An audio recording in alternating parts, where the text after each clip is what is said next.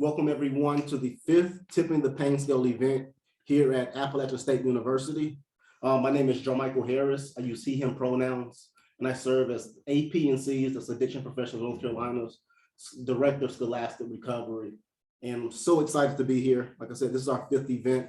And all the work that we've been doing here, not only here in Appalachian State, but across the state, could not have been done without the help of the UNC Systems office, the independent colleges and universities, North Carolina Harm Reduction, Appalachian State, obviously, and many of our other partners in this work, including our panelists. And I'll go through and introduce them and allow them to also say a little bit about themselves as well. First, we have Ms. Amber Green, Western Youth Network. It's Amber Dixon. And I'm with Western Youth Network. I use she, her pronouns, and I'm really happy to be here today.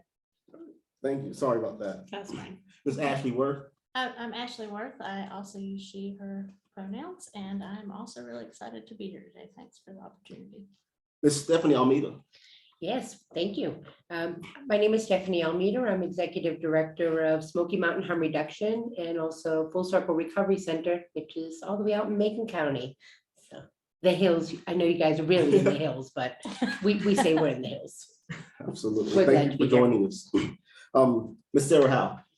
Good afternoon. I'm Sarah Howe. I'm with Third Horizon Strategies. We are a healthcare consulting firm that works across the country, but has the unique ability to work with this film, and our managing partner is the producer of the film. So we are really excited to be able to bring this to you. And I have spent 20 plus years working in the addiction field. Most recently, I was the executive director of the Illinois Association for Behavioral Health, and also worked with the Primary Care Association before coming here. Absolutely. Thank you. And this gentleman here next to me, you might recognize from the film, Mr. Joseph Green. And he's going to also help us out, get us started with a little poem, if he doesn't mind. Well, it's not little. It's a big poem. It's a whole poem. Lots of words. Hi, my name is Joseph Green. I am a father and a son and a partner and a citizen, contributing citizen, and an artist. And I am capable of being all of those things because I am also a person in long-term recovery. And I am super excited to be here with you all. And I'm doing the thing again where I'm looking at the microphone as if it were the camera also. So I'm going to stop doing that. I'm going to look at the camera. And every time, if you just saw the film, I do poems in the movie. And I was asked to start each one of these sessions with a poem. And so far I've been doing great by doing a different poem every week. And so here is a different poem than the other ones. And I will simply say at the top of this poem, if you're wondering why, it's so important to the work that we do and getting the message out that we be able to articulate our own stories, whether that be in poetry or film or storytelling or newspaper or whatever the medium. So I really appreciate being asked to share how I share my story in this way at the top of all of these events. And this poem is called Dear Me. In a dream, I saw the adolescent version of myself leaning against the wall at a middle school dance. Appearing nervous with our head down, he seemed wanting, if not needing, of some advice. I pulled out a napkin, composed a letter, a literal self-help manual, slipped it into my own prepubescent hand, looked down and read, Dear Me, dance.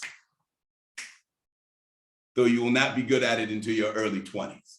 Bear witness to how solar systems are created within the orbits of thighs, how stars always seem to burn out yet shine on as you two-step through universe. Do not forget to breathe. If she approaches, it was meant to be. If not, Big Dipper or supernova, you will discover painfully that the wonder behind dancing is like love. You will not always have another there to do it with you, but don't you dare stop. Dear Me, or best friend an imaginary turtle could have. Sometimes the tech doesn't work out the right way. Oh, are you still there? Dear Me, or best friend an imaginary turtle could have. Your imagination is stardust, the stuff of fantasies and fairy tales. Careful, do not get lost in the clouds or blown away by the storm of indecision. There's gravity in your dreams, forces felt but rarely seen, like purpose or faith. Allow only truth to propel you. The force is thick, wrought with distraction and danger. Hone your instincts, even after they've betrayed you. Our wits, like the blade, are only sharpened through use. Dear me, or future phoenix rising, addiction and abuse are hidden within the strands of your DNA. For you, there is no such thing as trying drugs. You were raised having never been taught how to heal without giving in to the pain, only how to mask it or avoid it or dump it at the feet of those who have loved you. Abusing substances was never the problem, merely the wrong answer. A poisonous solution that will strip your branches bare, causing you to lose things, most of which the universe will never see fit to give you a second chance with, all of which will break your mother's heart. Dear me, a would-be knight in shining armor, warning, the people labeled broken on arrival cannot be saved, merely loved and accepted as you will one day hope to be. Joseph, put down the blades, lower the heat and the shower, pins on that tourniquets, paper, a poor Band-Aid. It will be years before poetry will send word to save you. Stop it now. Your soul will heal long before those scars do. Dear four-eyed oracle, some wounds won't heal magically with mother's kiss. Won't make sense for years to come. This is just a writing exercise. If I could actually give you life and a manuscript, the instructions would simply read, only change the parts where you hurt people. Everything else is a miracle. Besides, what's the worst that could happen? You grow up to be me, a shattered but mending, sometimes unemployed, literary freestyle specialist with a vampire's thirst for the universe's lifeblood. And young man, I have loved you all along. Sincerely, Joseph LMS Green.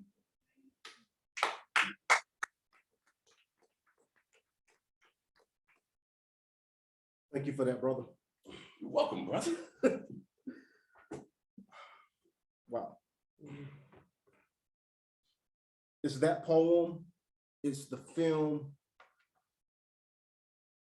The inspiration behind these events, you know, us going across our state, having these conversations, recognizing a few things. One, that, you know, it's been really hard to get us through this pandemic. COVID-19, 20, 21, 22, 23. But then also recognizing the hope that we have in the work that's being done, understanding that harm reduction is gaining traction, as we've seen in this film. And then also recognizing that we have the ears of our legislators and those who are making decisions. And so our legislators have expressed the desire to connect with those who are actually in the work, being affected by legislation and the things that are being done, and they want to hear your feedback. So please take a chance, take an opportunity to complete the survey that's provided to you in the links that you've registered for. And then also, we won't have the answer to the solution here today, but we're certainly starting a conversation. We're hoping that as you're listening today, you're communicating in the chat. Please use the chat. Please send your questions. Converse amongst yourselves around the topics and continue these conversations, not just this week, this month, but throughout the rest of this year, and as long as you're actively engaged in this work. Because today we're just starting that conversation. Like, that's what this is truly here for. And so this is truly just a jumping off point to talk about what we're seeing here in North Carolina, and specifically here in the western part of our state. The high country, I think that someone mentioned earlier, you know, there's great work being done, but there's much more work that has to be done. And it takes all of us to do that. And so we'll jump right into the panel and just start to kind of have some of these conversations. Again, the chat is open. Please submit questions and we'll get to those as we have time towards the end. So one of the questions I want to just kind of throw out to you all, if you were able to see the film, those of you who are joining us, if you hadn't watched the film already, you will have time to go back to review it after this panel, and you have time to do that. So, but to our panelists, what were some of your initial takeaways from the film as you watched it? Just the incredible amount of love and connection in the folks that are really doing the work, like Roz. I can't remember my own name some days, and I always call people honey. And so it just touched me that there's so many other folks like me in the world that are trying to save lives and keep people alive. So that just resonated with me. Yeah, and kind of jumping off of that, for me, this work is extremely personal. Yes. I'm also a person in recovery. The fathers of my children are still in active use. And to see that it's not necessarily people in my position that are so like passionate and motivated. It's people from all sorts of backgrounds with all sorts of motivating factors that are really out there just doing this work. And hey, sunshine. Yeah. Just showing love Hey, to honey. people. Hey, honey, for being people, meeting them exactly where they're at, which has been the drive for all of the work that I've done in harm reduction over the past few years. I think loving them exactly where they're at, Right. for me is, it's the heart connection. Anyway. I think for me, and I have a focus more on the primary prevention aspect of it. But for me, shifting and really seeing the actual humanity of that, who we're talking about and who we're talking with and who we're living next to. And these aren't just things that you can legislate away. You have to know the people and recognize their own humanities. I think Officer De La Rosa in the film, seeing the way he just like, yes, I'm in uniform and please don't see that first. And he really just met people where they were. I don't know, the humanity and the love. Yeah. The beauty of a haircut. Yes. Like, Yes. right, And like from a stepping back from the systemic standpoint, it's like he was seeing them as people and recognizing that where his background with that was. And I just thought that was beautiful. I've been really fortunate to see the film multiple times as we've gone around. And I'm not tired of it. I mean, that's the first, I mean, we all have films that we love, right? But every time I see it, you learn something a little bit different. You get a different perspective. One of the things that I really like is it takes stories from all around the country, from all backgrounds of life, from all parts of the continuum, where we realize the continuum is much more of a circle than a distinct line. And it tells us that while these are 7 stories, there's 7,000 other stories out there. And so where do we go from here? Where do we take it? Because I think it's one of the more inspiring movies that I've watched. The joy of getting to sit next to somebody in the movie and see that real time, how that works, that's exciting. I mean, it's for us to be able to see this, how it works, and know that there's hundreds of us out there doing this work, and we want to bring those stories out. Absolutely. I think I'm in the same boat as you. I've seen the movie a few times, and for me, it feels like being a member of like a Power Rangers team or like Voltron. Each one of the people in the film had I'm not going to call it a superpower as if it's unattainable, but they had a skill that when we see those skills come together, they build something that is almost unstoppable. Right. And this movie did it in a way where it showed it nationwide, but there's a Roz in your town. There's someone doing youth work in your town. There's someone doing harm reduction in your town. And if we could figure out how to Voltron, if you will, on these smaller levels, then come together as state and then come together as, then we will be more powerful. But if I never see a movie like this, then I don't even know people like Roz exist, or that I could be a Roz, or so on and so forth. If you haven't seen the film, this will make perfect sense to you when you do.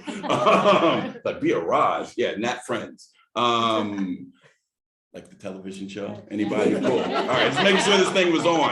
Anyway, but that's what stands out to me is that we can come together. And like when we were all on stage together the first time we all saw the movie together, it felt like you can come to my town and you meet this person, you come to that town. Yeah. And that's a great thought, but there's also some of us already there. So let's keep showing this movie and having these conversations and finding those people. Yeah, absolutely. Amber, the philosophy that drives prevention is going far, is always about going up, further upstream as possible to address the factors that lead to mental health and substance use disorders. Will you tell us a little bit about the factors that you see most frequently happening here in Western Carolina that are being done and what's been done to address them? Ooh, I've got all the soapboxes for this. So I think the thing that really came to mind is that when we talk about addiction and substance use disorders and people who are in recovery, we tend to want to make these individual faults, failures, struggles, when really we need to back up and look at that. We're talking about systemic problems, systemic issues. And until we recognize that, we're not going to actually fix everything or anything. You might make a difference here or there, but if you want to create the groundwater that is feeding those streams that you are going upstream in, you have to talk about the systems. So when I think about the work that I do on a daily basis, the people that I interact with across my 5-county region in the High Country, I'm thinking about social determinants of health. We've got a Watauga Housing Forum, which is addressing the housing crisis that we're facing here and how that spreads across, which automatically bridges into conversation about systemic inequities when you look at economic impacts. I'm also thinking about the transportation aspect. Who has access to education opportunities, and are all the schools actually serving the children in the ways that they need beyond just test scores? So like another thing that we're working on is some of the resiliency skills and institutionalizing this in a way that becomes part of the school structure, not just one good teacher, and not to devalue that one good teacher, but to recognize that if they have an avenue to really feed those kids and see them, then we're building those resiliencies, we're mitigating that trauma. We're talking about ACEs, not just about adverse childhood experiences, but also branching outward and looking at adverse community experiences, adverse cultural experiences. So there's my soapbox and a cliff note. I love it. And excuse me, Stephanie, you're from Macon County, which is a very different, but also, Western North Carolina. Talk a little bit about things that you're seeing there and how they kind of compare and contrast. Well, it's interesting because we're a very small town. This town has a college. This is Boone. Our downtown closes at 5. There's not much happening. We have no public transportation. There's no Uber. But thinking along what you were saying relating to the systems, how do we get these young people, not just kids, but young people, the emotional skills that they need to be healthy, right? It's so much more than don't do drugs. It sucks to be sad, and I'm sad too some days, and it's okay to be sad. What do we do when we're sad? What do we do with that? Our kids deserve so much better than what we're giving them right now, and it really needs to start, kindergarten. I don't know. She took my doll. I'm going to push her down and get my doll back. How do we teach our young people what they need to communicate, how to know what they feel? It's like Joe was expressing, it's so much more than just the sobriety piece. It's a quick story. So I teach workshops like the ones you see in the film, and I've been doing it for a very long time. And I live right outside of DC now, and 4 or 5 years ago, I was doing a workshop in Arlington County, which, depending on where you are in the county, is really affluent. And I was in an affluent part of the county, and I'd worked at the school for 3 years in a row now. And I was the easy breezy thing. I didn't do any prep. I just walked in, and the teacher was like, "Hey, I remember you from last year. And if you're as chipper and optimistic as you typically are, you're not going to really land with this group of students. They're very cynical. I was like, what do these kids have to be cynical about? And instead of doing the workshop I intended on doing, I kind of said, I'm just going to take this opportunity to actually talk to this new generation, because I think I was on autopilot at that point, and I was just going and doing workshops. And so I was like, hey, when did you stop liking school? Like, it's like, what is the thing that, you know, because 8th grade was, I was like, I'm pretty sure the last time I checked, y'all were still pretty hyped about like just being around each other and so on and so forth. And they were like 3rd, 4th grade. And I was like, what changed in 3rd, 4th grade? Well, we started taking standardized tests in 3rd, 4th grade. And so you went back to kindergarten, and I have a child that's in 3rd grade, so I can still remember what they learned in kindergarten. And they're teaching the right stuff in kindergarten. What happens, however, at some point, it becomes more important to be successful in a different space than it does to be successful in the other space. At K through 2nd, 3rd grade, they want you to be good people. They want you to be kind to each other. They want you to share. They want you to give before you take, more than you take. And then at some point it becomes, if you don't get a better test score than that kid, you're going to be poor for the rest of your life. You're not going to, and the pressure starts to mount. And some kids buy into it, and then some kids reject it. More and more kids are rejecting it now because more and more kids have access to information that they never had before. When I was in 8th grade, I couldn't open my phone and find out that we just went to war with Ukraine. Like I won't, you know, or that Ukraine is at war. Like I wouldn't be able to know that unless my parents gave me a newspaper, and I, you know, walked over and turned the TV on because I was a remote growing up. Like, but like that their access to things, serious, deep, existential things that we were shielded from, they're getting at whenever you hand them that first phone. That's when they're getting it, or when they're overlooking you, staring at your phone, being upset because of something you're reading. They say, "What's wrong, mommy? What's wrong?" So the overall goal can't just be how do we make them employed? Right. Because if that's all we're trying to do, then we're ignoring those other parts. And and so it's a young people, anyone, we can sense hypocrisy. Right, you're telling me to do this, but then you're grading me like this, and you're telling me that I can do anything I want, but you just gave me an F. And how do I navigate that? And then at 18, you're grown. Goodbye. Yeah. So I'm curious, how do you handle that? You said you started to have a conversation instead. Have you shifted how you have? How do I do my reacted to work? this Yeah. generation? First of all, thank you for setting that up for me. I was like, I probably shouldn't mention how it affected my work. So I have the special power of being the teaching artist, right?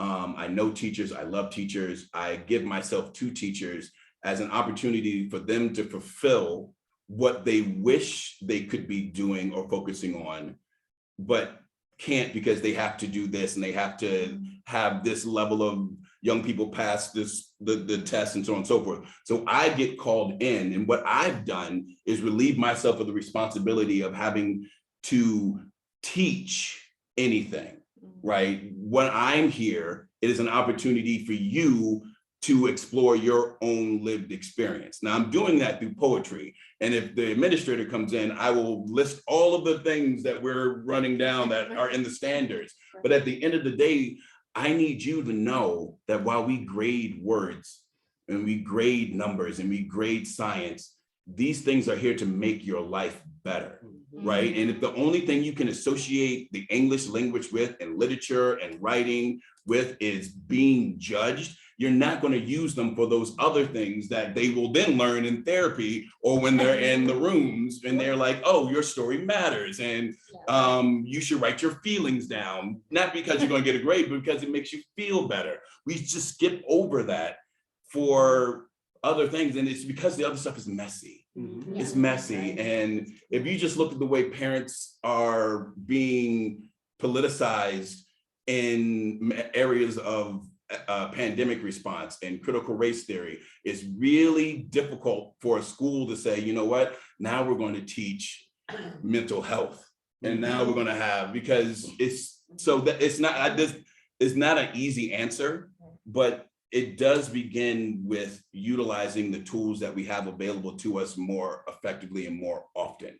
And teaching artists, people who do the work that isn't like in the grade book, should be a more intricate part of the school. And this is not just me pitching for myself. I don't really do in classroom work anymore. It's very rare, but I know the value of them seeing someone who comes out just because this thing is important, not because this is going to be a quiz later.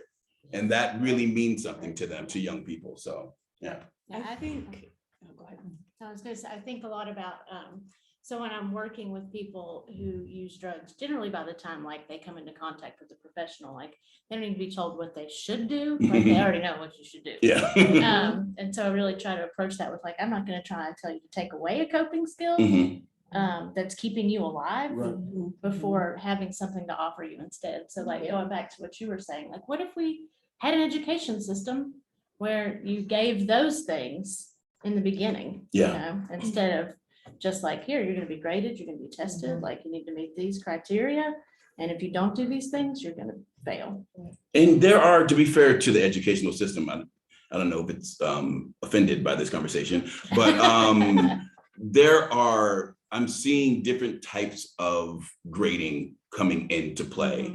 I know that my son's school, my oldest son's school, the 8-year-old, they were doing, I can't think of what the exact term is. If anyone can think of it, please throw it in the chat or share it. But they're basing it on the level of skill they have in a particular area. So you don't get a grade in math, you get a like, is at level, has opportunity to get to level, is exceeding the competency. Yeah, they said, but that then stops at 6th grade, because the statement is at some point it gets real, right? At some point, every decision you make is going to affect the rest of your life.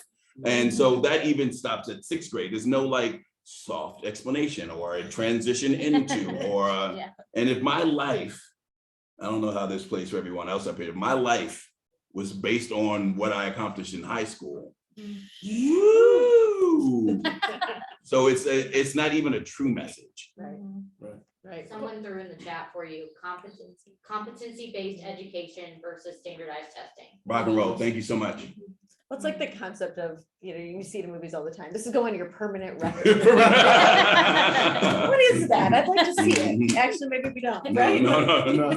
The permanent record they told me about then is actually sealed, so. There you go. Yay. Yes, right?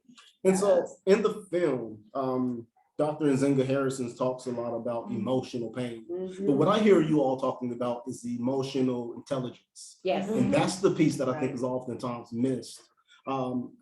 Excuse me, horrible names. Ashley, can you tell us a little bit about what emotional intelligence looks like in your space, in your world, doing harm reduction work?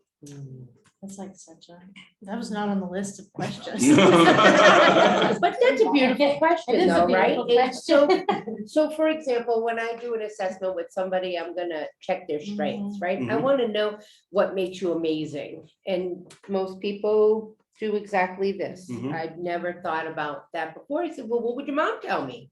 Or your best friend, what would they tell me? Why do they want to be around you? You know, and so I don't know. I don't know that we have a solution to any of these, except for shaking up the whole system and looking at really individualized, helping people develop as they grow up, right? I mean, was in prevention for a long time, and, you know, having pizza with folks and just being there for them was enough for many of those kids. They had somebody they could go to. I think many of the folks that I work with or I'm honored to work with really needed that person. They needed a person in their life. So how do you learn about emotions if there isn't somebody there to model it with you? So it's more than just teaching the kids, right? We gotta teach the parents as well, and our whole communities. The resiliency model, dealing with trauma with communities is a great way to do that, but it's so late. Let's get it before they have the emotional pain. Let's help them before they get to that place. Let's prevent some of this substance use by looking at that socio-emotional stuff. Yeah, If- no, yeah. But it's messy. Yeah. It's If- so messy, and I think that leaning away from the shame and guilt that Yes. traditional treatment systems really put into place for people, like substance use disorder is so highly stigmatized. Right. You know, which makes all sorts of barriers to accessing care, to wanting to access care, to being courageous enough to access care. And so I think, and I can speak for all of the people that I work with, we really lean into the humanity of the person. You know, I know what made the biggest difference for me was somebody inviting me into their home and offering to share a meal with me, you know, at a time in my life when the people who knew me the best and loved me the most were like, oh no, she will steal something out of my house, Mm. you know, and having that person show up and say like, you are worthy of sitting at my table. And so I work for a law enforcement assisted diversion program here in Watauga County. And that's one of the things that we really try to do with all of our clients is like, there's just something beautiful about breaking bread with anybody. You know, there's a reverence there. And so we try to do that with all of the people that we serve at some point in the journey. And yeah, I think motivational interviewing, that's one of the ways that we really, Sure. you know, It's a like, good skill. yeah, looking at the positives as opposed to the negatives, Right. like, you know, what's going well for you? Yeah. You know, tell me about a time when things were going well, like what worked. Because I really believe that most people know, like within them, what it is that they need and what it is that they need to make it work. They know it better than we do. And just to jump on that, working with young people for as long as I have, one of the things that I learned late in the game that I now try to incorporate in everything that I do is not just being the person for them, but teaching them how to be the person for themselves and then for the next generation. There's a gap in our, I guess especially working with like inner city communities, like the goal was always like getting out is making it. Right. And like, just get it and go. And like, we saved like 8 of them. And then we'll just, the ones that are remaining, will just whatever. Right. And I know now that especially in rural spaces, that is also like, all right, whatever made this town, whatever coal train thing made this town is gone. And so what we want is for the young people to have a chance, get them out of here. And the reality is that if trauma is generational and cyclical, so is healing, right? But if you heal by separating and not focusing or really making part of the educational process, the giving back, right? Like these communities can't survive with just the 5 of us, right? Like, and like, because the Rozes are going to burn out and I'm going to burn out and I'm going to want to move to like working with adults because middle school students make me tired. But That's how I got here from Somerville. Yeah. So if I don't invest in those young people taking over next for me, then we're losing generations of good work. And they want it and they'll donate their money to it, but no one taught them how to do the work also. And so I think that to be really an important part of like the upstream work. It can't just be how do we protect them, how do we save them, how do we make them, resilient for storms. It's how do we remind them and convince them that it's more, the more you can do for your community, the more you're actually doing for yourself also. And how important that is. So We trust them. Like I noticed in your part of the portion in the film, the way you were talking to this classroom of what looked like middle school children, is there was like trust. You gave them trust with some really heavy topics you were covering. And I know like I'm a parent and, as a parent, you're like, I got to protect my kids. And it's like, they see what is out there. They're not ignorant. They're very wise. They have that emotional intelligence. And that was also covered in the film when some of the I think it was Ricky and Darren in particular, like I was sensitive, and then they were already feeling and seeing things that they could not maybe name at that point. And that's what our kids are doing. They're seeing the things that maybe we can't name. And if we trust them, like, hey, this is some hard stuff. And we're going to tackle this together. Yeah. And they're gonna, you're taking away that hypocrisy, you're allowing them to exercise the power that they innately have. And so, trust them with the information. They're seeing it, they're living it, they're facing it. I think the challenge, Joe said earlier, the kids have so much access Yeah. to information that is way beyond my ability to deal with it at 50, whatever that I am.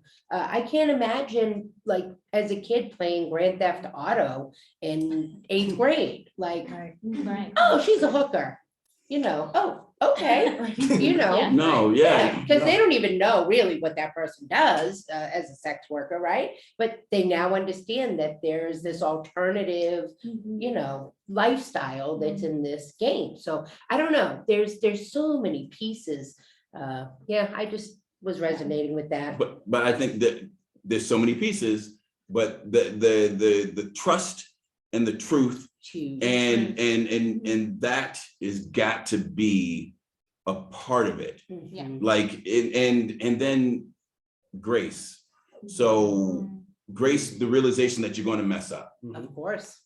and understanding that actual mess up is a part of the divine process, because you can't learn without it. And so not to punish yourself for that, and to know that you can't hold on as tight as you want and think that it's not going to slip out of your hands. You're going to have to trust your young people at some point, or they're going to leave. And then you don't have access, and then they only have their friends and their peers, and they only have the internet. And so you're going to maybe have to put up with things that you don't think you should have to put up with, or that your parents didn't have to put up with. Yeah. I grew up with 2 military parents.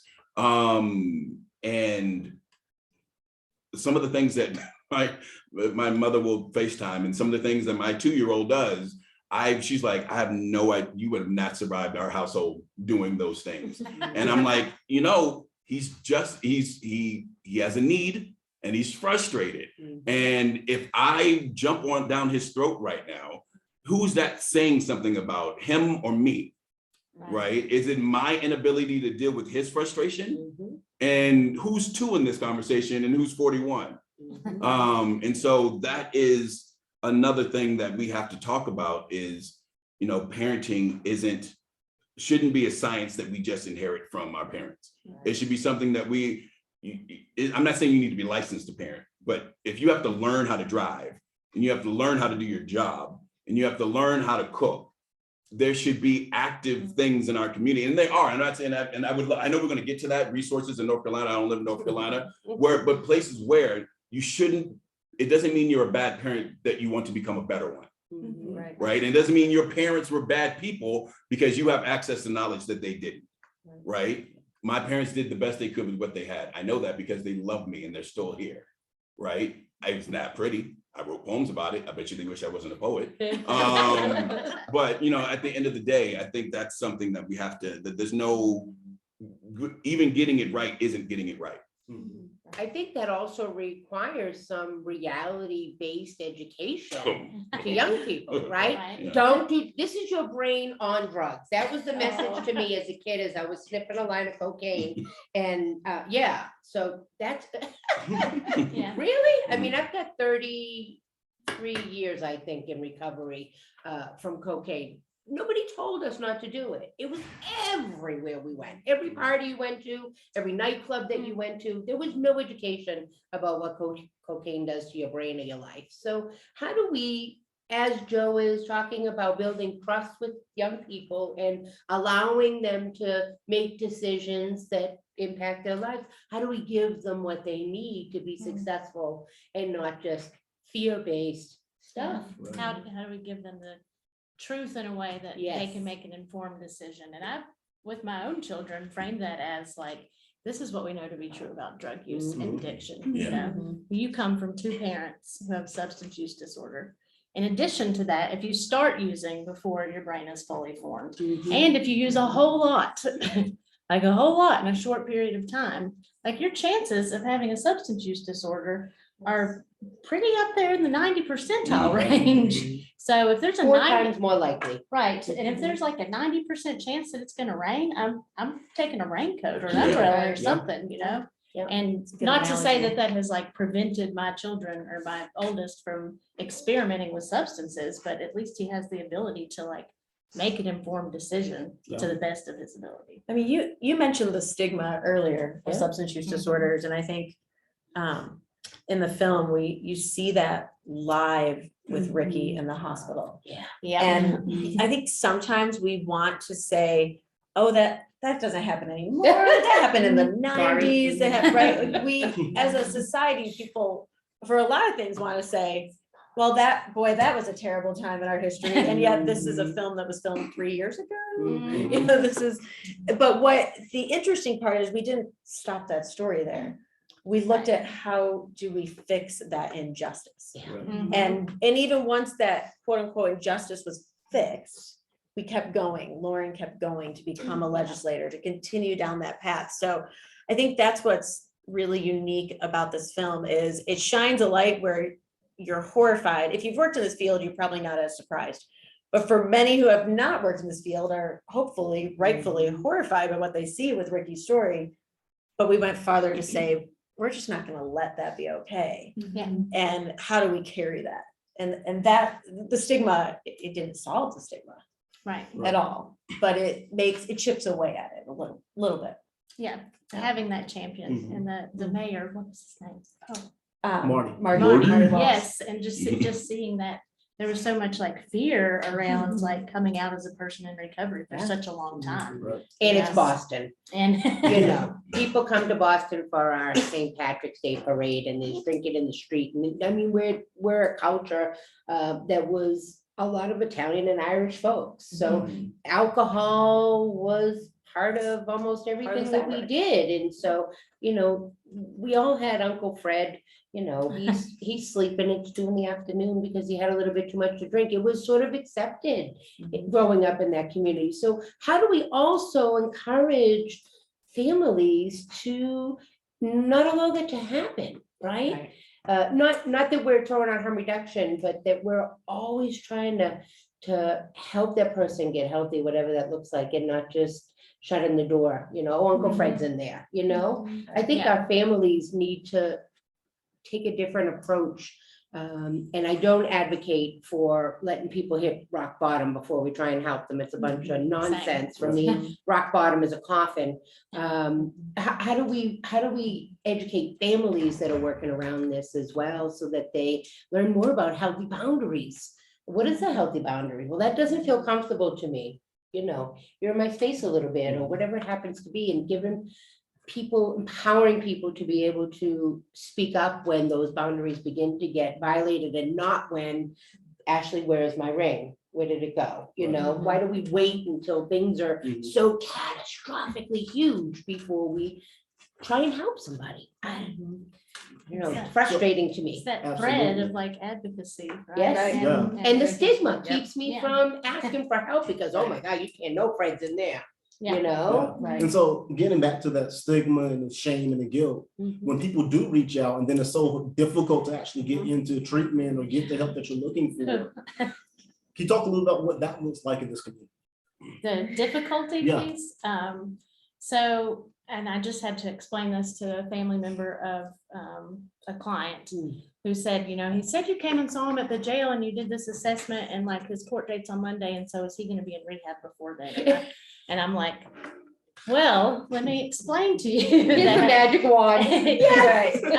But unfortunately, and whatever, I'll talk about systems all day long, and I'm very aggravated with a lot of them. Well, that's what we're here. Right, so there was a big mental health reform in North Carolina in the early 2000s, right? And with that, we did away with the asylum system and we put these local management entities in place to sort of make sure that the funds from the state for people with an MHSA or IDD diagnosis those funds were being used by contracted providers who were providing the necessary services. What we did not do is put into place a real replacement for that. So all of these services went to community-based, and then these LME MCOs have a certain catchment area, Mhm. right? So for our catchment area, and I think it's 22 counties. 23, I think. 20.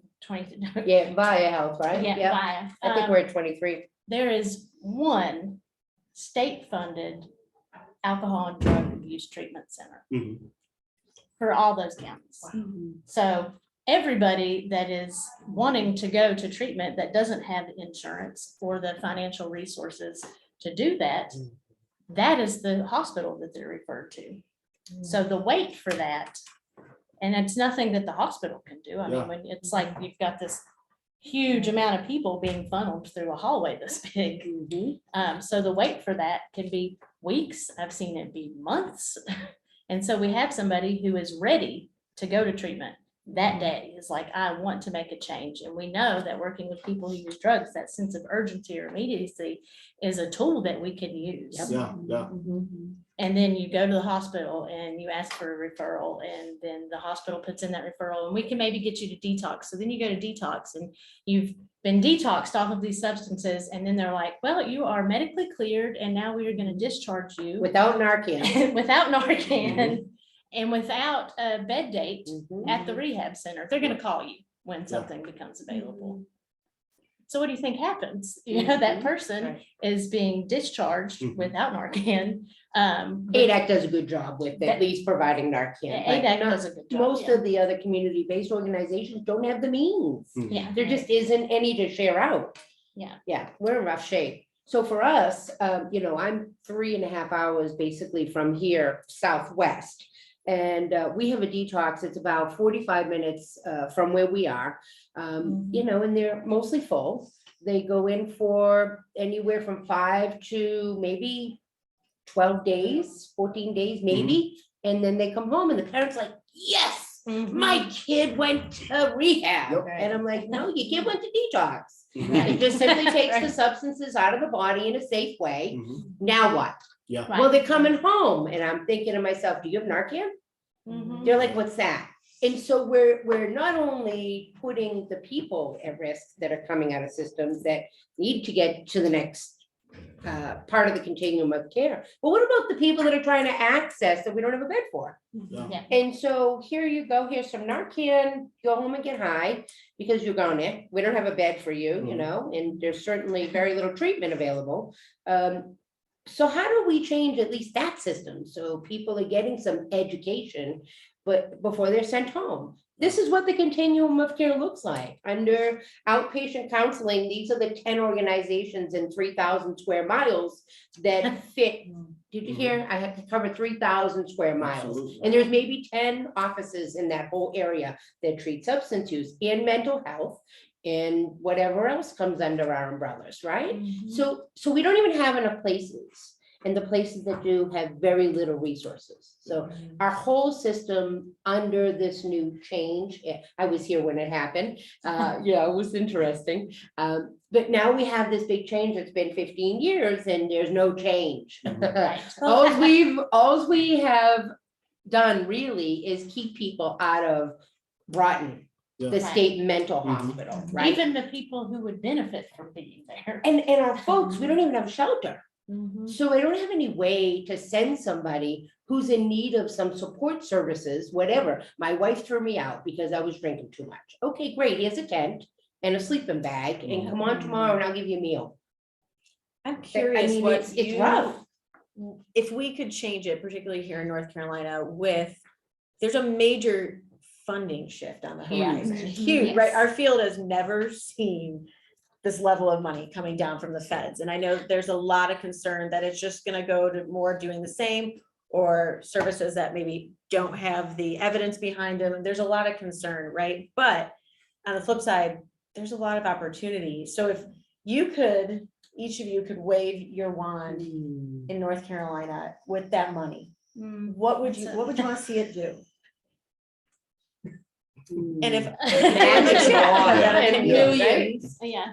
Hmm. It's, Well, while they're thinking of, and I know they're not thinking of it, they're narrowing down so they don't have like, we don't have that much time. I don't want to be selfish and be like, well, Like, it's just gonna be this, my. this, part of this, Carolina. this. You use some more, but one of the things that I see in every community, because one of the things that I am blessed to do is travel and see spaces all over the country. And we talk about the continuum of recovery. And I think there's also a continuum of prevention that, so on that end, I would love to see some of this money go into creating more spaces for young people to be. Like, you don't have to call it prevention center, right? Right. We know, like, it's just call it the Y, call it whatever you want to call it. Whatever. Yeah, call it whatever you want to call it, but they need some place to go to do things, especially in rural and inner city places.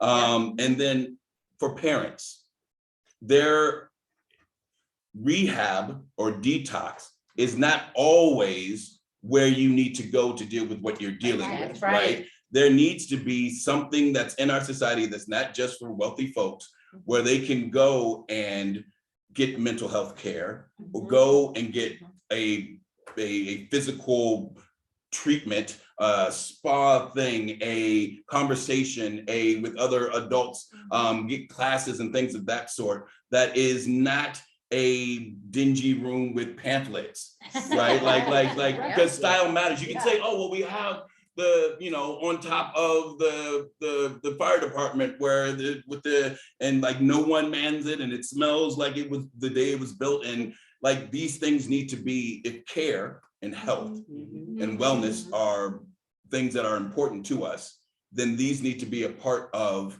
that half of the continuum.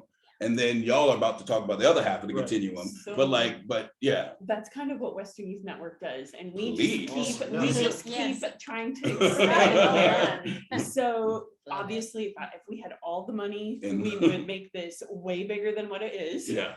But right now, we have a mentorship program that really just works with connecting youth with people from the community. Doesn't matter, and there's a really good vetting process, but really just connecting individual youth with their own individual mentor, because we know that one of the best resiliency factors is a solid, trusting connection with an adult. Absolutely. So they have that, and it's someone that's outside of their family, because as a parent, I know that I can't be everything to my kids, and that's okay, because really kids need to know that they are surrounded by a community that cares for them.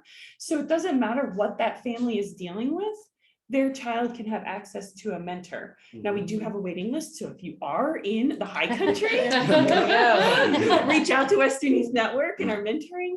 And then we've got an after school and summer care program, which families can send their kids to. We try to make this very accessible. I know we're running out of time, so. Great. Well, for me, I think knowing my area and what we need right now is really a health hub for people who use drugs. I need a place that people can come to get whatever they need met by people without judgment and with human dignity.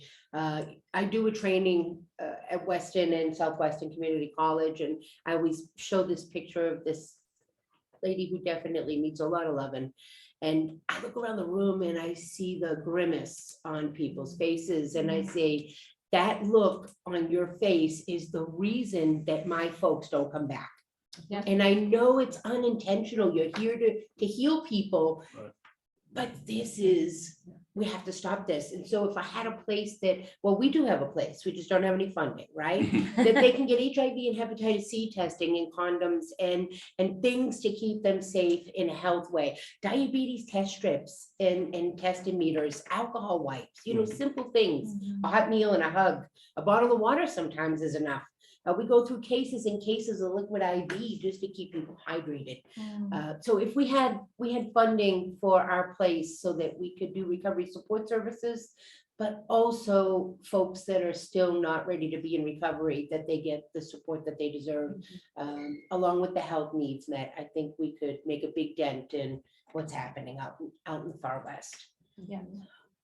I want that.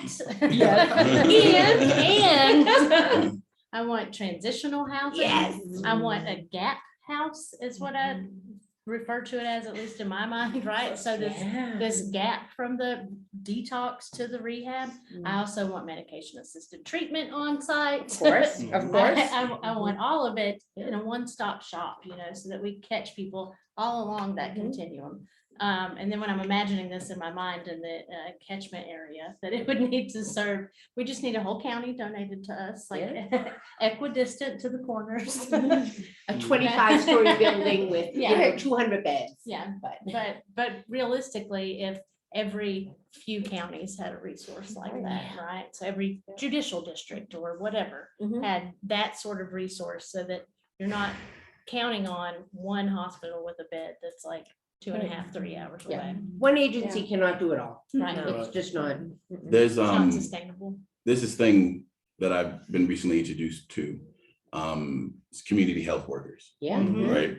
And these folks are trained and they are sort of the glue in between the health services, the other determinants. So if they, you know, folks need a job, folks need this, so on and so forth.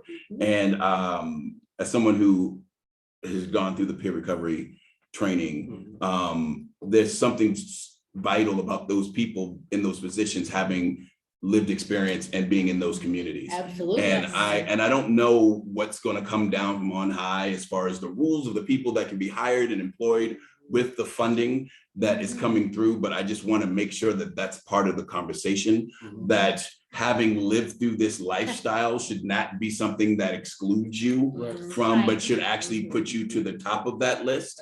And you know, felony be damned, you know, all of that should be like, oh crap, really? So you went in for that? That's interesting. Well, did you learn from that experience? Great. We really need you here because these cats are going to listen to you because of what you went through. And so I feel like it just needs to be a part of the conversation, because people who don't live this life are going to be part of the decision-making process, and they're going to use some of the old knowledge to do that. And the more stories we can get out there, and the more movies, then in more politicians we can share this with, because I'm not going to say they're bad people because they're using tainted knowledge. I'm just going to say that we have a responsibility to make sure that the knowledge that we have gets to them. So they need to hear these stories also. So share the movie. And so, to that point, can you share a little bit about what peer recovery supports looks like in this area? So this area is very different from ours. You want to speak for here? Peer recovery supports. So our health department, community mental health center, and the organization that I work for, I think there may be a couple of others that utilize like peer recovery, peer supports, but it's relatively new to this area. I know that, and the health department covers like 3 counties, and we were definitely like the first people trained in that area. Trying to get more people to come forward and take those positions is incredibly difficult, and some of that are the barriers that were just mentioned about, like if you're a felon. I even think about being like a mentor, you know, I have a criminal history. I was adjudicated guilty of child neglect, and so when I put those things on paper, even though that child neglect was in 2007, that keeps somebody who went through what a lot of these kids are going through and came out of it on the other end from being a positive, supportive adult who understands. So heavy. I Mhm. mean, it just feels, sitting next to you and hear you saying that just feels so heavy and hopeful, right? Phew. We have lots of people trained in peer support services. One of the biggest barriers for me is the requirement to have 12 months of sobriety. You know, that's a big challenge. You're asking somebody to share who they are and where they've been and where they're at. And then we're putting a piece on it that says, but you're not good enough if you have not had 12 months. So, you know, for us, we require the folks that volunteer and work with us to have lived experience. I don't count how many particles are in your urine to qualify that. I also don't want somebody at work who's using substances actively at work and maybe putting themselves or somebody else in risk, right? So there has to be some changes made also in the recovery workplaces in North Carolina. And that's a whole big conversation, but we need a lot of help. Definitely, definitely. So I know that we had an active chat, so I want to take some time to get to our Q&A. Yes, absolutely.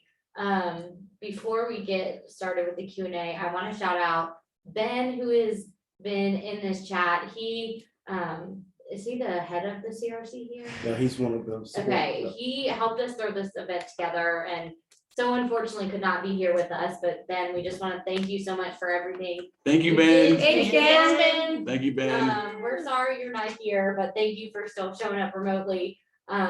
We see you. So yes, we did have some questions come in. Oh, yeah. Yeah, you see this novel someone wrote us? I'm excited. I saw my name in that Okay. novel. I also got a text. I know some of those people.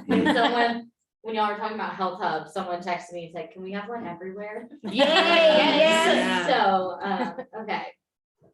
Every community has people who use substances there. Right. So they all deserve equal access to care. Yes. Right. Absolutely. Yeah. So one of the questions kind of goes back to the beginning of the conversation. It says, needing new styles of learning as kids move into those older elementary ages to continue to meet them where they're at. If they are not buying into it, how do we engage them? I'll start that and y'all can jump in if something burns you. It starts with creativity. And allowing teachers to receive what they know they need, right? And I don't often see enough forums for teachers to be like, yo, I have this student and he loves science, but like we need to get, somebody in here who like works for NASA, right? Just like to spark that conversation with them, right? They need to have access to more tools that are supported. And I'm not going to go into how we support them because every idea that comes out of your mouth, your rebuttal is, well, who's going to pay for it? Then we're never going to do anything. That's So, right. yeah, we can buy bombs. We can pay some teaching artists. So we can have that conversation, but like they don't have the access to that. And so and then the folks who are the teaching artists can make more money doing other things. And so it becomes, why don't we have a health hub in every neighborhood? Why don't we have teaching artists in every neighborhood? It's because we have not voted these things up into priority. And so that's why the advocacy part of this is so important. And it's there's a film and the film is wonderful. And you see people who advocate in the film, but now we need to use the film as advocacy. And so like strategically thinking about who needs to see this. Who needs to see these stories? Who needs this? The fact, one of the most beautiful things that I built this film for me was seeing myself in a classroom working with young people. I've never seen it, right? I believe it, but I've never seen it. And now if you saw something beautiful there, get that clip in front of somebody who can get somebody into a school. Because that's what we need more of. It's like we have cool ways of teaching kids. There are thousands of, you can go online and find 1,000 great workshops, but you don't have enough people who are getting paid to go out and do them. And we are not giving enough time in school to do those things. So Powerful. Yeah. Relevancy, that's what I just keep thinking about, as like keeping things relevant for kids. Yeah. As opposed to you have, and no offense to career teachers, I thought at one point I wanted to be a teacher. I taught for a year at a Memphis high school. I thought there's no way that I could do this for the rest of my life, and not because I didn't love the kids, that was what I did love, but the bureaucracy and all the other stuff around it. But I would find, none of my students looked like me. None of my students were white. And you know what? None of the materials for them looked like them either. And so keeping things relevant and like keeping keeping kids engaged in that way. You know, I slapped like Beyonce and Jay-Z on a PowerPoint and they were like, oh my God, like. Are we allowed to look at that at I know that. Yeah, I know who they Yeah. are, you know, it's not just like these random clip art, whatever. Yeah. I'm sorry not to cut you off, but I think to that point, relevancy is also not thinking that everything has to be a TikTok video. Right. Right. Right. Because it might be cool if Joseph does it, but if I do it, it's just not gonna work. Right. So I have a TikTok account. No, no. I think Hillary's question is important though, because Yeah. she's relative to the question she's asking. I just, how do we stay connected to these kids? You have to, it's great. I have a whole classroom, 30 kids. There's 5 of them that I'm like clicked right in with, right? There's 5 that put up with me. There's 5 that wish they were someplace else. And there's 5 in there that maybe I know, that they have 1 or 2 parents. So how do we make the whole class relevant, as you were saying? Each kid needs to be connected to somebody in some way in that school. So I just realized what I did, and I want to pull back on what I said and offer something different. Not that anything I said wasn't true, but like if you're a teacher or person working out there right now and you're like, well, great, Joseph, thank you for telling me something that if I work really hard 3 times what I'm already doing, in 5 years, maybe we can pull that off. What's something that I can do right now? And I think that's what you made me think of, is like, so one of the things that you can do right now is find creative ways to give young people more say in what happens in their classroom. It's scary. You might not be completely supported by your administration, but one of the things that we learn in youth development or prevention is that people feel more in control of their world when they are asked to be included in the conversation about what it is they learned. Additionally, we can't just lean on the explanation that if you do good in school, then you'll get a great job and then everything will be okay. Right? We have to have more foundation, more motivation for our young people. Reading and understanding this poem is going to make you be able to have a conversation with your child one day that you might not have been able to have. Being able to articulate yourself in this particular way. These math problems are going to challenge your brain. So like, even though you might not get into a math profession, like there is a level of quickness and sharpness that you're going to want to maintain just to be a part of this world and like really get the most out of being, because I'm not algebra. I need algebra for, right? But what you're really doing is you're using critical thinking to solve problems. That's right. And that's a metaphor for the stuff that you're gonna have to do in life. One day you're gonna have to look at 2 bags of ramen, 1 Gatorade, and 3 kids. And it's like, how's this gonna equal that, right? Because sometimes it rains. We have to get creative. And so I think it's really important to back off of that.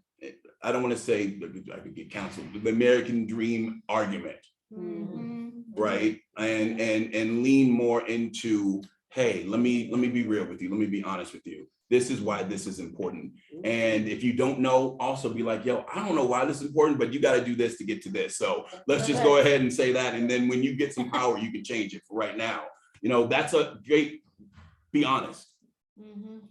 Honest. Stephanie, you mentioned connecting people. Yep. And I think it goes back to Amber, the program that you have and mentorship. And we know mentoring works. Huge. There's all kinds of research behind it. So how do we, and we're not going to solve this, so it's like one of those questions I'm going to throw out there as broader, but how do we integrate that more into our schools? How do we get that connection so we can get those people connected? So yeah, that is tricky because anyone who works within a school system understands that there are definite barriers there. Major barriers. So going back to relationships, going back to knowing your community, because there are, like the film showed, there are people in your community that know the ins and They know how to outs, make and they those know how to find those people. Then from there, reach out to people who are already doing this work. How did this work for you? What did you do? What were barriers that you faced? How did you get past those barriers? Like, don't feel you have to figure it out all by yourself. That's a good point. Don't feel like you have to do it all by yourself. Ask other people, be willing to learn. Like, I'm sitting here learning so much because these are conversations that I can't have in my own head by myself. Right. So yeah, you have to like reach move out of your comfort zone, be willing to learn, go in with a harebrained idea. Like so much of my own work, I have a background in real estate, y'all. Like I ended up in this work because I looked at a system that I happened to be involved in and went, this isn't working and it's not helping me. And so I marched into this random agency and go, I think this is wrong. It's not working. If it's not working for me, it can't be helpful for a lot of other people. Yeah.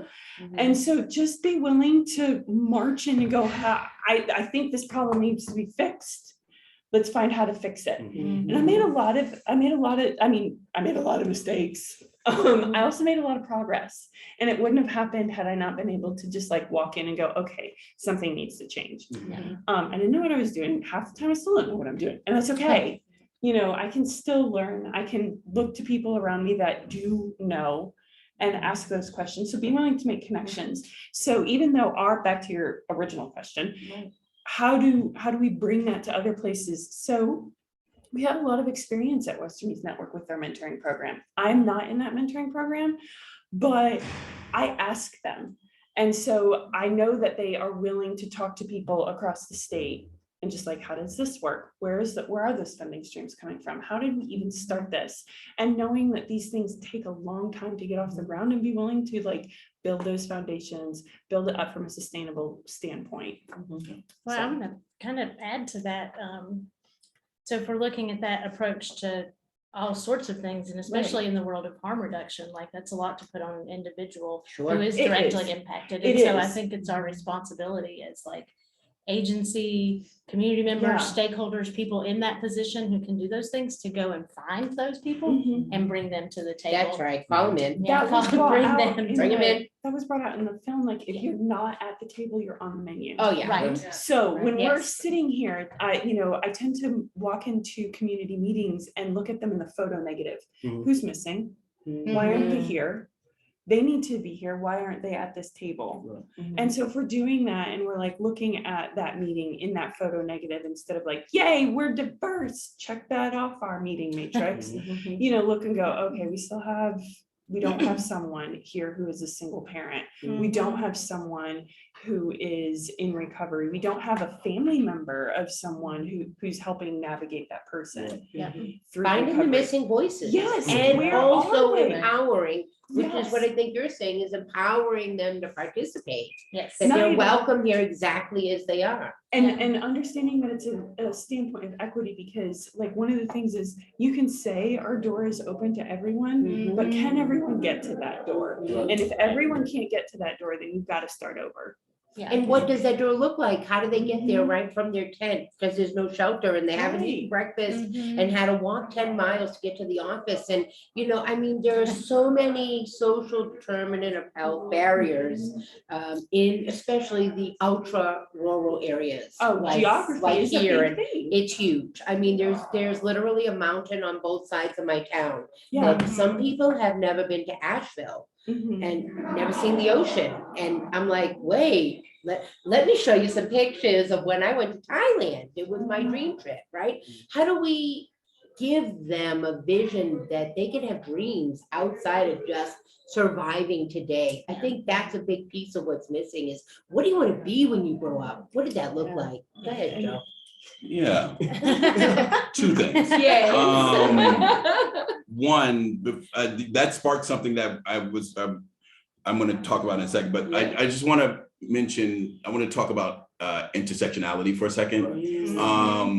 And one of the things that happens is we get partitioned off into our own spaces. Yes. And we think you know, I'm only in recovery, I'm only in harm reduction, and that's I need to get harm reduction to the community meeting. Well, what if you got the people who do housing in your area to the community meeting? Because we know that in any room that 3 out of 4 people have some connection to either a mental health or substance use issue, but we don't tell our stories in public. That's right. Right? And we don't tell our stories, and we don't realize the unseen diversities of the allies that we have in the space. And so when we march up in there and say, we got to have recovery at the table, recovery's already at the table. That's right. We just haven't created an opportunity for recovery to be like Marty and be like, hey, I'm okay talking about this. That's right. Like I can care about this, and I can care about this, and I can care about this. And that, I think, is where our meetings fail us, our city meetings are, because we go in there and we talk about the thing that we came in there to talk about. But if we had another type of meeting, like we would have an icebreaker, and we would have an opportunity to tell the story of someone like, oh, wow, your mother went through that. My mother, that's why I'm here, actually. Right. So when we vote for this, like now I know that that's something that you care about. And you were thinking, oh, maybe that's a little too scary for me to know. All of us are here. We got your back. Right. And so how do we create that space for story to lead so that we can find other allies? Again, one of the great things you could do with this film is create that space instead of doing a Q&A afterwards, having a facilitated conversation with the people in the room and creating it like a networking event where they actually, that's it. That's all we're doing here today. We're not pitching. We just want you to get to know each other at a level that's greater than, I know what your job title is and what part of town you live on. And so I think once that becomes community, it'll be easier, not perfect, but it'll become easier. That's not simple. But I mean, but like what the tools we're talking about are, can we get some spaghetti at the table and can we have a conversation?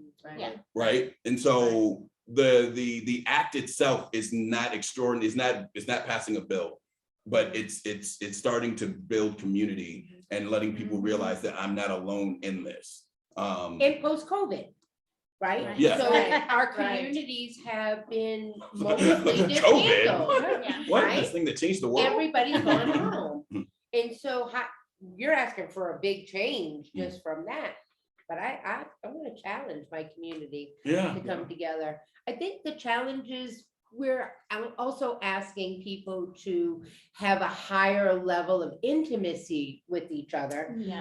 And that takes trust, because not all communities are supportive of people that tell their truth. Yeah. Right? Went back to stigma. Yeah, so no, it's a shame. Right. It's not even, it's Yeah. my shit. Oh, I tried. It's my stuff. It's me. 1 hour, I 15 have to minutes. look in the mirror at myself, and I have to be okay with what's there before I can share with you what's in that mirror. And so that goes back to the emotional intelligence that we're trying to bring to folks. Anyway, yes. Yeah. So we do have a few more questions to get to. Yes. I'm dying over here. It's pretty good. Yeah. 1 hour, 17 minutes. It's a new record. Mom's proud of me. Just so everyone knows, her mother is here. She's incredibly proud. Very proud of her. Pictures drawing on it. Y'all might have this same question, but talking and thinking about the health hubs, what kind of funding exists to create those kinds of spaces? Well, I think there's a couple of things we can look at, and I'm not by all means the expert of all funding that is out there. Let's say that. But in communities across North Carolina, across this country, there's first the American Rescue Plan Act funding. So ARPA funding has requirements like any government funding does, but it's also going to communities to try to address what are the community needs post-COVID. So the first thing I would say is look at what grant opportunities are happening right now. I mean, I've seen them around the state in different counties, and you might know even the timeframes of the ARPA money. So that's one piece. The current budget that is going through Congress, sort of say that loosely because I'm not sure that it's going through at this point, just sitting there. But the budget that is on the table would double the substance use block grant. So that's one thing, which means innovation could come from that. Mhm. And then it would also add a brand new set aside for recovery services, a 10% set aside, which would be brand new. Yeah. And we've not done before. We have a prevention set aside, which is awesome. We've never had a recovery set aside. So to answer that question, there's support for it on both sides of the aisle. The set aside is not what's holding it up in Congress. Trust me on that. They are good on that. But once we get that budget passed, which may even happen in March, we are pretty confident there's going to be an additional 10% we've never seen, where we're going to need some innovation. We're going to need some conversations with your state leaders, your local legislators on what you need. So exactly these conversations we just had, we need you to raise your voice for that. We need you to tell APNC so that they can raise their voice, and then community-wide, then go to those city council meetings, be part of those discussions for like the ARPA funding, like the additional block grant dollars, which those pieces will come through the state. But at the end of the day, it's the city and community that raise their voices and say, this is what we need. So I don't know if you have any additional in terms of the local funding that you're seeing.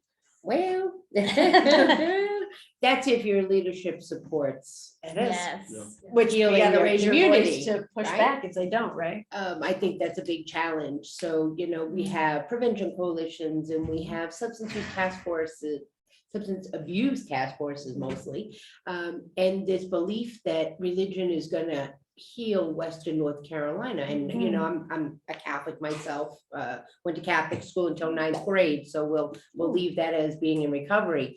We have something in common. So How why do haven't we get how together? do we bring what you're saying? How do we get the community to support what you're saying? We need a whole bunch of people for that to happen. We started the Western North Carolina Regional Recovery Rally. I was one of the founders of that, because when I came here, I couldn't believe that nobody talked about recovery coming from Massachusetts. There's no rally, there's not what? We need something. So even getting people in recovery to share that was ginormous. By the same year, we had 800 people attend there. So if you build it, they come. So I'm totally supporting what you're saying, but we need that ground You need the groundswell. mobilization from the community and not from the leadership. It needs to come from down up. Right. And From so- those of got us out chill here that are bumps. listening and be part of this. Yeah, Absolutely. absolutely. Mobilize recovery is one way for that to happen. North Carolina has the recovery, what is that? Advocacy RAP, thank project. you. I had a brain fart. Recovery Advocacy Project. There's ways to get connected. Yeah, I don't know. We need a lot of stuff. Let's shake it up. Yeah, I'll say it. Yes. say it. No. I want folks to also be easy on themselves. Yes. And we've said a lot. And if we had all of the resources, this would still be a human problem that we're dealing with. Absolutely. And so one of the things that we can do for our communities is make sure that we're taking care of ourselves as we do this work. And so I know that wasn't a direct segue from what was just being said, but I would be remiss if I didn't say it in this space. If you're here, if you're one of the people listening to this, if you're one of the people who's going to watch this later, you care hard. Right. And a young person asked me in an interview once from like a high school newspaper, how do you stay optimistic in this work? And I said, I relieved myself of the belief that I was going to fix anything in my lifetime, right? That my goal is to live a good life and do the next right thing and bring as many people along with me as are willing to come and to see and to celebrate each one of those victories. Yes. So we didn't have a lot of time to do it here, but there are at this table, you're looking at victories, Right. Yeah. right? And there are a lot of wins on the board. So just please keep that in mind also as we're talking about this, because these are things that we wish and that if they came to fruition, we'd be like, problem solved, maybe, or maybe it perpetuates a completely different problem. But the one thing that we can worry about and work on every day is ourselves and the people in our immediate area and being kind and compassionate to them. Yeah. That's a solid transition to final thoughts. And so, I'll offer each of you an opportunity to give your exhortation to the audience watching, your takeaway from either the film or this conversation. I preach this everywhere I go. Never underestimate the power of a seed. Yeah. So I think that the part of it is just American society and the focus on productivity, and we want to see X, Y, Z. We want to see this like very definite, like this goal was met and this is how this turned out. People don't work like that. Yeah. Right. So do kind things for each other, like, and don't expect to see that seed sprout and grow. Like, plant the seed. That's your job. You're not here to harvest it. Just never underestimate it. My motto has always been holding on to hope until the last breath is drawn. I stopped counting the loss of young people in Somerville at 19 because, by God, we are not going to bury 20 kids. And that was 20 years ago. So I kind of like try and instill that in the people that I work with, is that we're going to continue to lose people. That's a fact. You may not be here tomorrow. I mean, I may not be here tomorrow. I could, die in my sleep tonight or whatever. Who knows? But in the time that I'm here, I need to make sure that I'm sharing my heart with folks, and that I'm looking through the lenses of my experience at their lives, that they're the expert at my table. I have a credential, great. I got some keys that I can give you to a car and, teach you how to drive it. It's no problem. That's just not reality. And so I love to tell people that progress is how things happen. You don't want to die to lose 100 pounds and weigh yourself when you think you're there. Progress, not perfection, is what you're describing. So knowing that no matter what we do, we're still going to lose people to alcohol use, to tobacco use, to opiate use, to whatever substance we're using to stop the pain, whether it's physical, emotional, whatever the pain is that we're experiencing, the discomfort, and that keep working at it. Find somebody that can hold hands with you when things are tough, and tell them what you need. Right? No, I don't need your lecture, Ashley. I just need you to sit here and hold my hand for a little bit, right? Got to ask for what you need. Yeah, those are my last thoughts. Ask me for what you need and we'll try and get you connected. Absolutely. Amber? I've been sitting here thinking, because I've been, I did advocacy work for survivors of intimate partner violence for several years, and that's also heavy. And I sat in a lot of emergency rooms and navigated a lot of things very similar to what you all in treatment do. And I remember thinking, I could find wisdom in everyone. Everyone has wisdom to share. Find your passionate people. Celebrate, like there's joy. Celebrate that. And I think for myself, I've got a pretty solid practice in gratitude. And it's something that I practice with my partner, with myself, with my children. Like, there is gratitude and joy to be found. And there will be really, really low times. And it means you can still come back. Hope isn't lost. That's right, never. It's not lost. Like, honor your feelings and find that joy. Absolutely. Sarah, we got 2 minutes. Okay. I can quickly say, if the movie and this conversation inspired you, or if it motivated you, or if it just got you thinking, great, because that's exactly what it's supposed to do. So take that where it fits best for you and carry it forward. And use your voice. Absolutely. Please. Absolutely. And so, as we started this conversation, we spent a lot of time talking about our youth, and a quote that came to mind for me is, "The eyes of the future are looking back at us praying that we see beyond our own time. Mm-hmm. And I think that's just such a poignant piece to everything that we're talking about here, because whether it's legislation or the work you're doing in your communities, there's an opportunity here, but if we stop just here, then we're not doing enough. And so what I encourage you to do is do the survey. If you have questions, or if there's a resource that was given to you and you didn't get a chance to write it down, we'll link those for you on our website and all of those great things. But we appreciate you for showing up today, because you are truly a part of the solution, and we are excited to continue working with you.